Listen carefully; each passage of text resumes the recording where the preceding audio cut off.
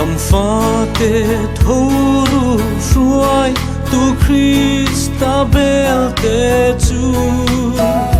har ruo nam ro pui te ura in Zion an then ma hian pa thian thu lu chu puang chuak ru tui pui kho pui ri angin kan sual tan tu Krista zara ro puya ngam tu kan ni ro puya ngam tu kan ni ro puya ngam tu kan ni kan sual tan tu Krista zara ro puya ngam tu kan ni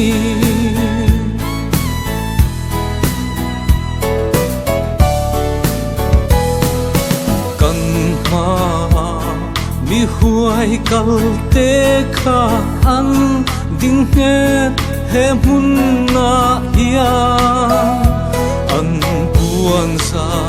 an thing en ru i swazara ne tu ten pa thiam thu lu chu puang chuak ru tui pui kho pui ri angin kan sual tan tu Krista zara ro puya ngam tu kan ni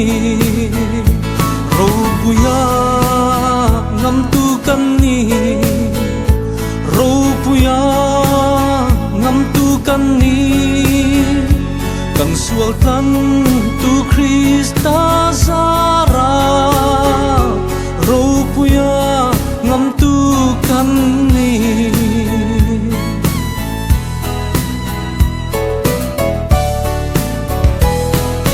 thi na te lau top lo tu ring kan nun na thuru kani ama lan hun na pianga ro puin kan lang feang pa thiam thu lu chu puang chuak ru tui pui kho pui ri angin kan sual tan tu Krista zara ro puya ngam tu kan ni ro puya ngam tu kan ni ro puya ngam tu kan ni kan sual tan tu Krista zara ro puya ngam tu kan ni